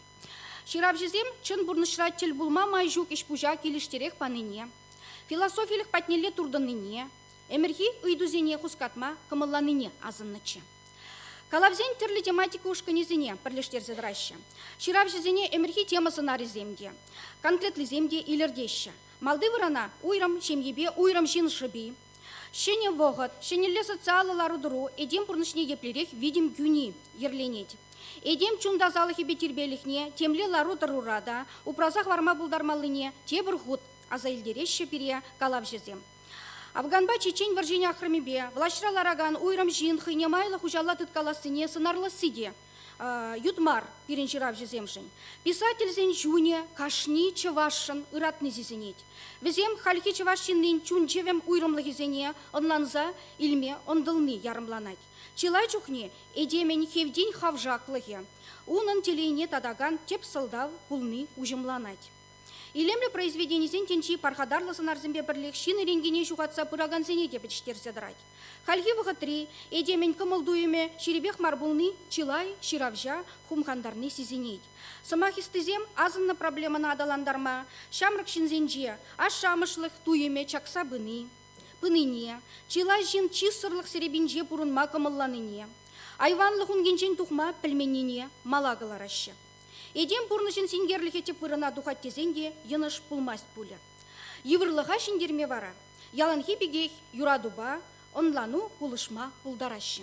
Анчақта калавзен геройзем чималданах пурнышын терле саманжызен тересле видер духашы. Кам ырребе узаллын тереслеве видер терестегелех тухайрать, выл хыйн раскалне хайлавишінче тубадех. Вот шак шухужа писательзем малакаларныне куратпар. Хошпырдишкерюже, паянхи чавашкала везенже халап, символ евросонлықсем, пулмаслалары дұру вай илзе адаланныне дязынать. Чынныбек тенде, шулран шулақ, сынарлық па илем тенжинже, расналадас тезе, ширавжезем терлі форма ба, стильбе узугураща. Символла сынарзен пархадарне, теслихреняга, Марина Корягина, хайла везенче те курма булать. Сынарлы да ыдарлы чілге, чилай чухне, ширавжы булдарулы хинчи, символла сынарзен хевдине, хайлав гүлебінже, падешсе гайма май барать. Шаван бегей, ибир, чуваш повежезень адаланы веде, нума енлихпе палырзаданы не азыргатпар. Тематика дележін женде, унда уйрам ушканзене курма булать. Везем шаксем хажабаризене азынадып, юрадуба дуслах, ашамы жезембе ажезем кушинчи худшынузем, шемье органове, тада ыттыде. Уйрам жинна хизеплеси, унын чун хагыл не сынласы елана кереть. Паттырыш тума булдараган эдемешиш мар, агаль, печик шинна сынарлашы ширав жезем кунда. Сюжет ереде хальхи чилайбовишре пірдигес хронологиялі ербе бымасть.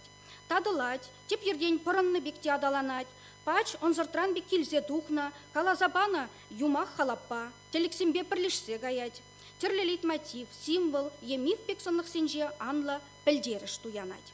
Конфликт содержания де чилай улжынать, выл герой е калавжи чунинже пулзаиртни ытларах курынать. Герой хайбе хай хирижуллы пулны, шивич, драматизмла, тебір чухне трагедияллиде. Тада тебір хумхандараган ен боле перенширав жезене ибирана юлашки вғытра час-часах азырғама пушлара маркуву коллег выл хальги вғытта пибешігінні боле калап зенжеде выл повесть зенжеде, роман зенжеде ерленет шак ен. Едем эрек сырат ыткіне лексе хайынчыз хизепне. Едем лексан битне, кулленгун чуғатса быны. Пулазырова тершул жіне традасы, шире воспитание парасы, шинлықпа чунгымыл тазалығы бешігінна, кымыл зебет тазалығы, шемье, укша, гуманизм үйдівіземде каныш памаще, перен прозаиксене.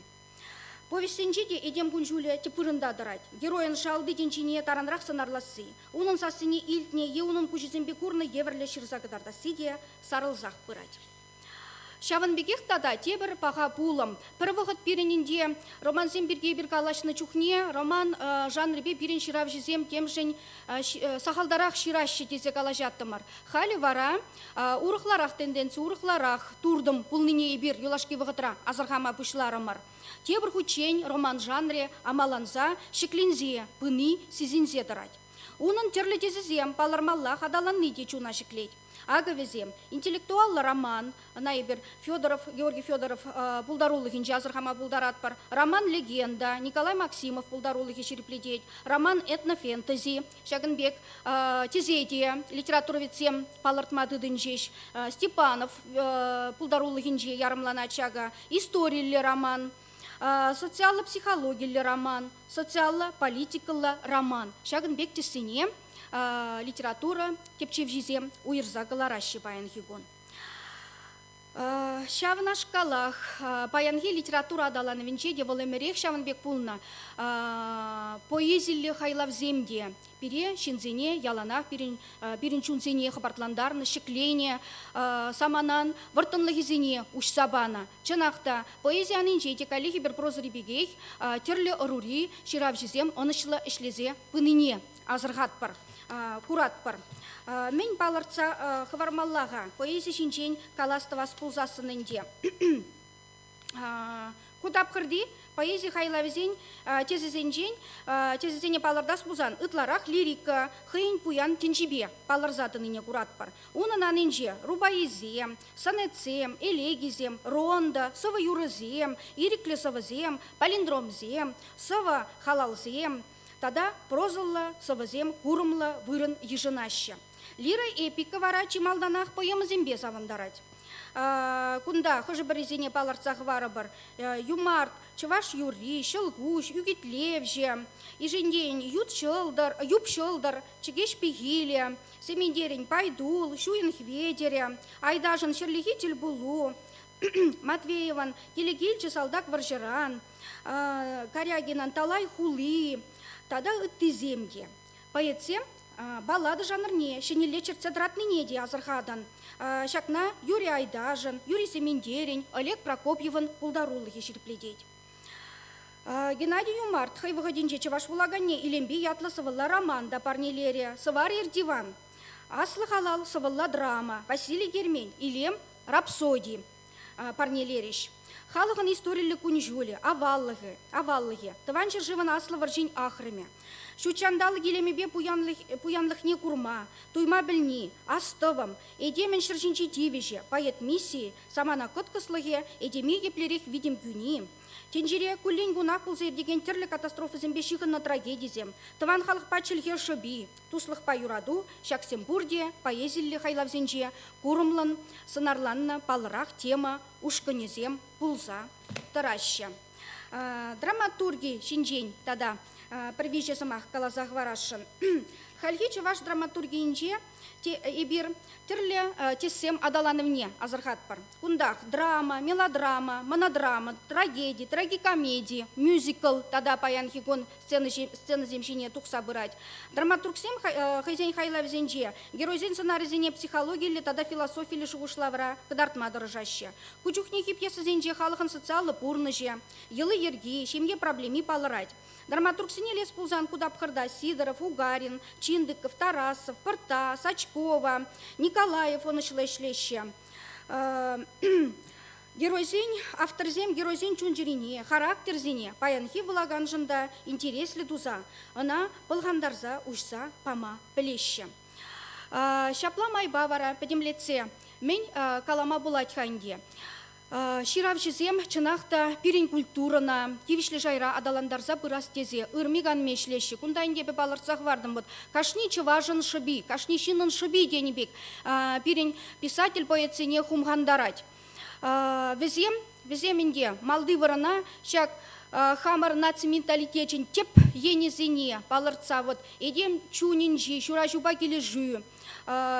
Эдем бешу чандалық ушинчи шура жуба кележу, ырылық идеизене, тада чун тазалығын, числых идеизене, малды вырына, ларца, пирин литературына, кивишлен адаландарза, пыраща. Тавах везене онжын. Шаванбегех тавах тада калас келет манан нацбиблиотеки нишченезене, Сирия, ыты регион зенжешлеге нишчензене, демен жіндезене зиршы бах, пирин ширав жезен пулдаруллықне, хастарын, сарза адаландарза бұрадыр. Терлі мероприятизем, иртере-терезер. Сирин сымағыр, сирин хватлы сымағыр шыбах, энде писательзен сымахне, улаган батне шидереге чи хватлы хадерзенжен при пулза тараттезе эбе шириплетсех каладып. Тавах сире де.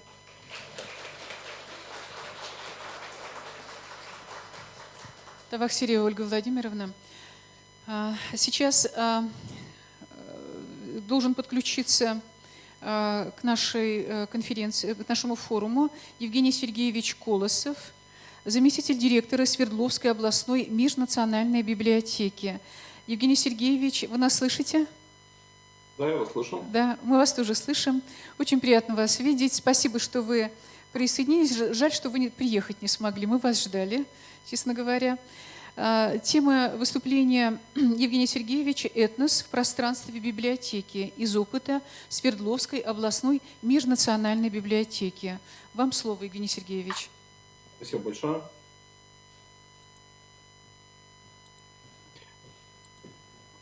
Так, разрешите, пожалуйста, демонстрацию экрана.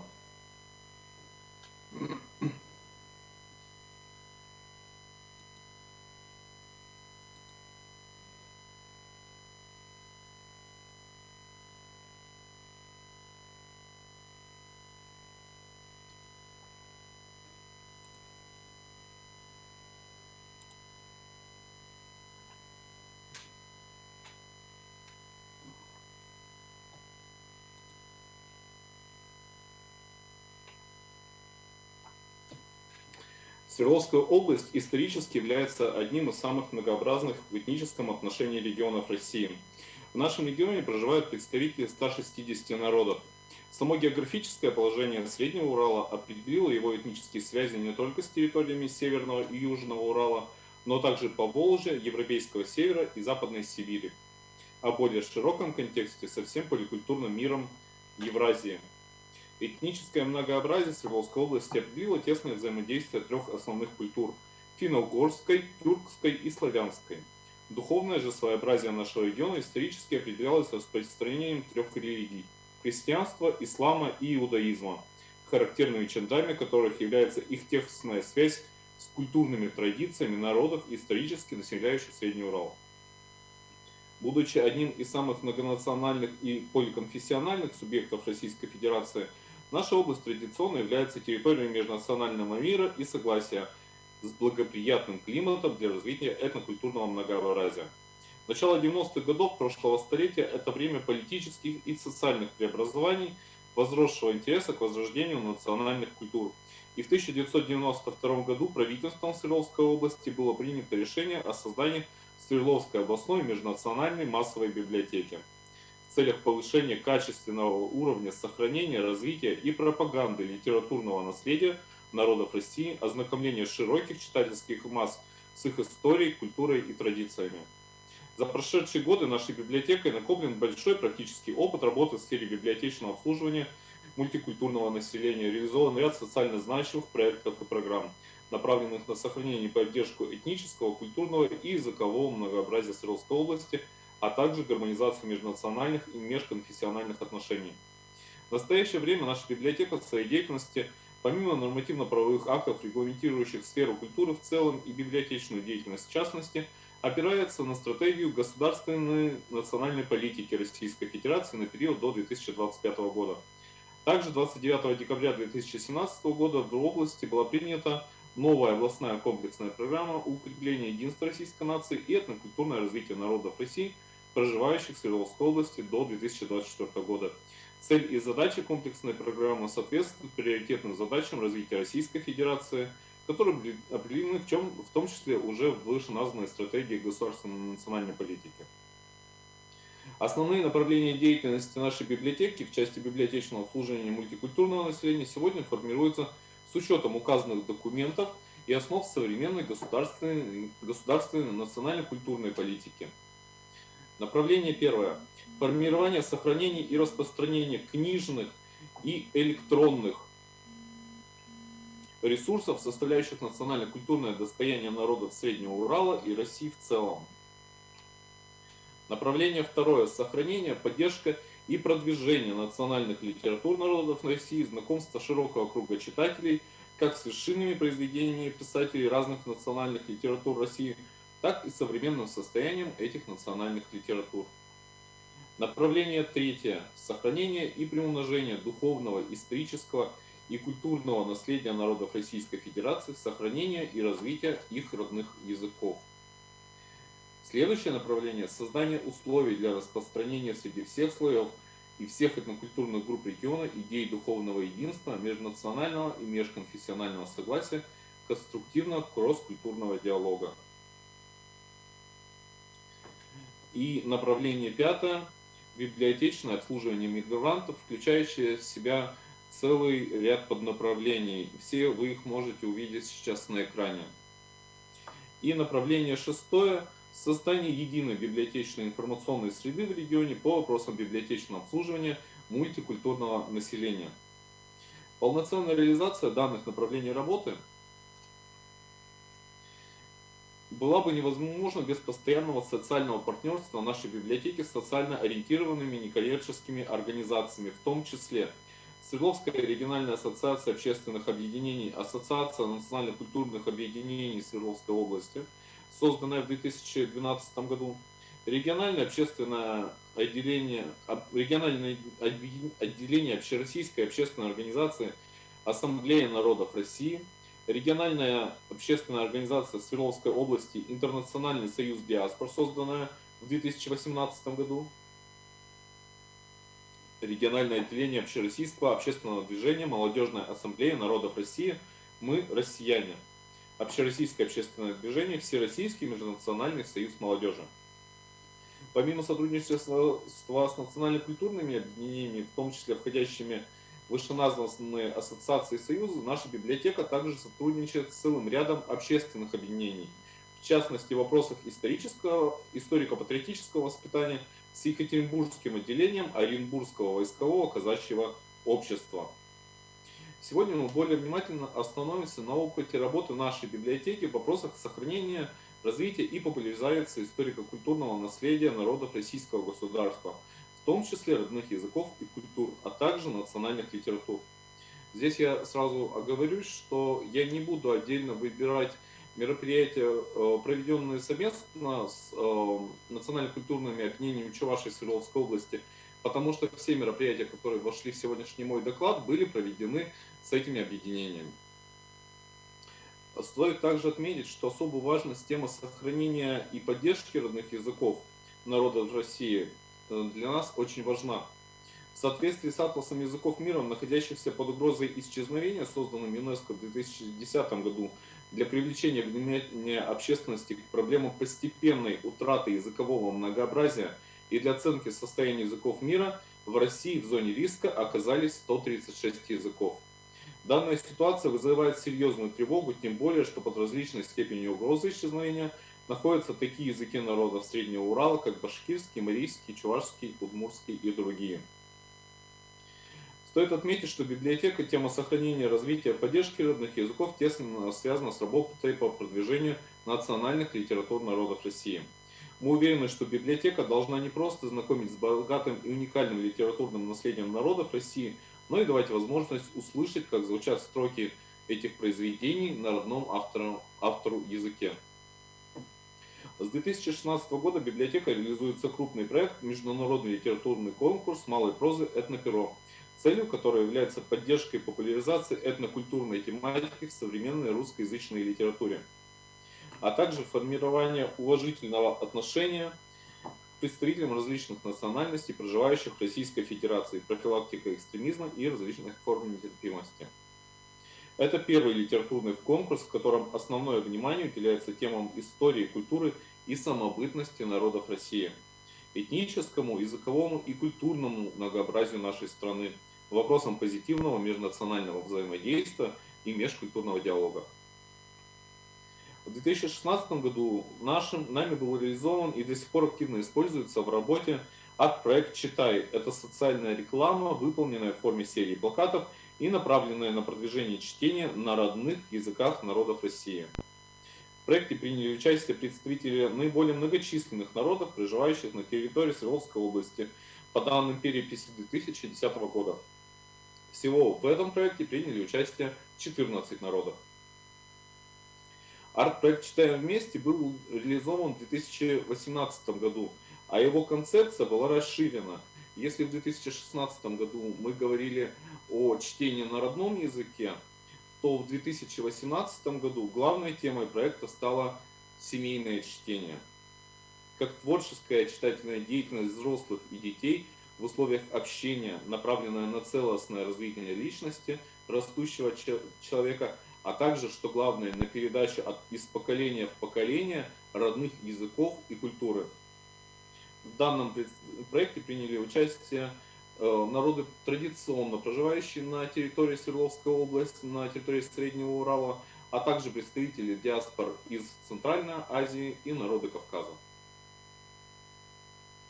В целях поддержки и популяризации национальных литератур народов России в 2019 году был реализован онлайн-проект «Неделя национальной книги», цикл из 6 видеоинтервью с лидерами национально-культурных объединений Свердловской области о национальной литературе, любимых и рекомендуемых художественных произведениях, о значимости чтения на родном языке и семейного чтения. В 2020 году в рамках мероприятий, приуроченных к областному празднику День народов Среднего Урала, была подготовлена видеоантология «Калейдоскоп национальных литератур народов Среднего Урала» в 3 частях: проза, поэзия и детская литература.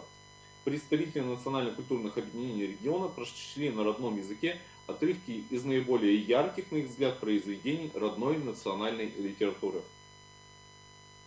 В рамках празднования Года памяти и славы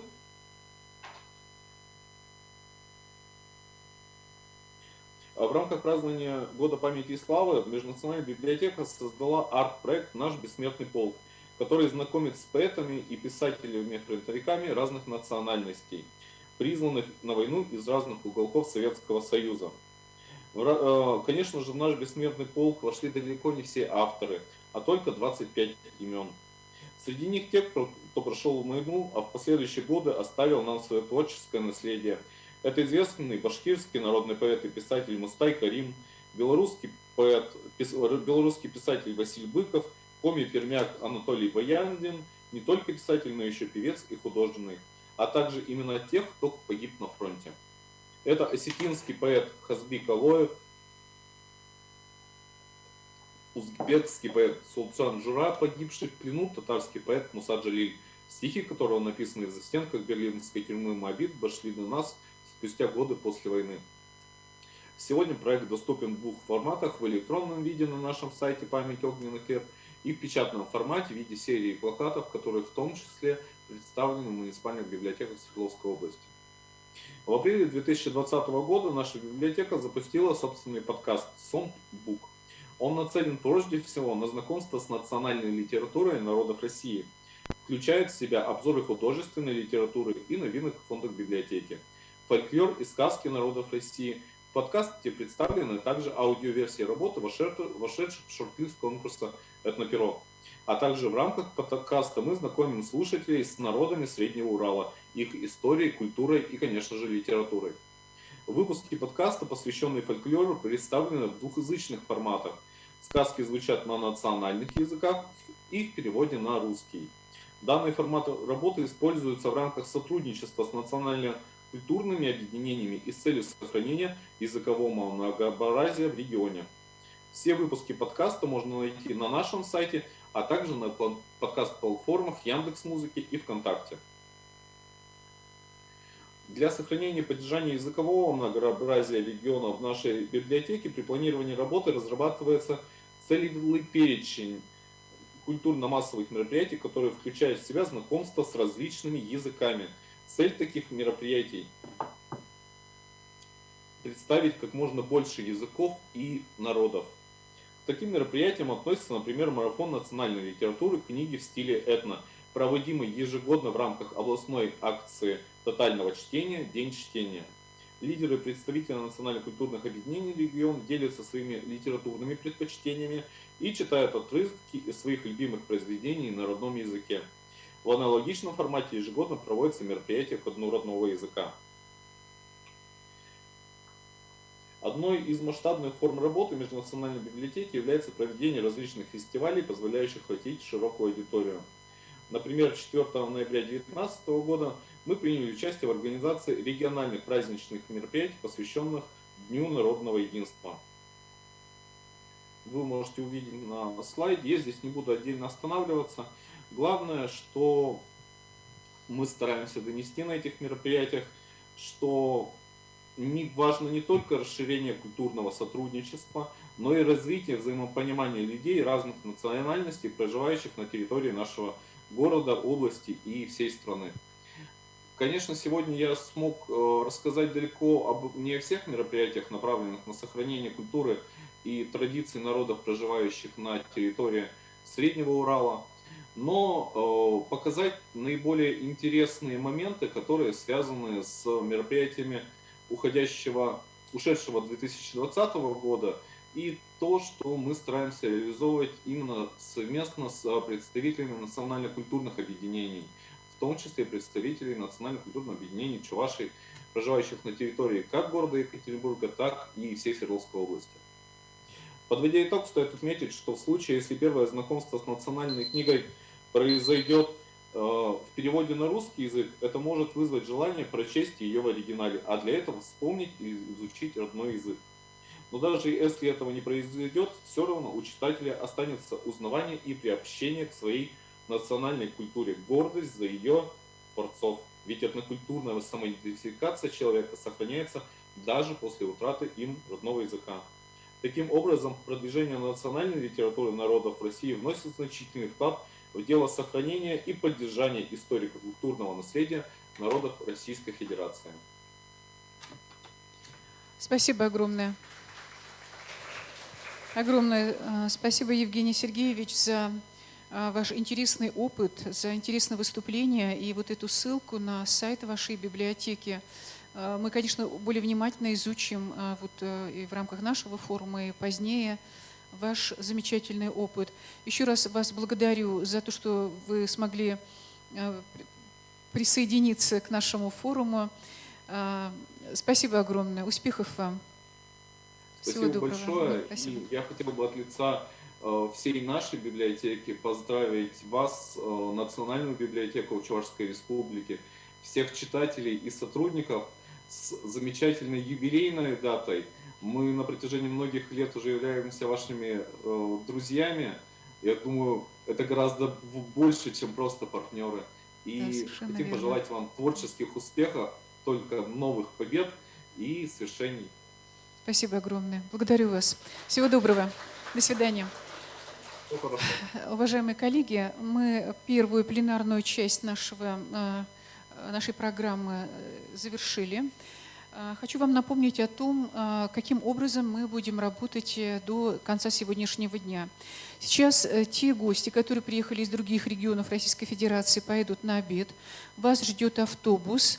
Наши кураторы вам покажут, где, значит, вас ждет наш автобус. Это первое. Второе. Коллеги, которые прибыли из Чувашской Республики, мы вас приглашаем на чай в соседнюю комнату. Я только прошу вас всех прибыть, по крайней мере, за 5 минут до начала следующего нашего мероприятия. Это открытие выставки, посвященной 150-летию новой чувашской письменности.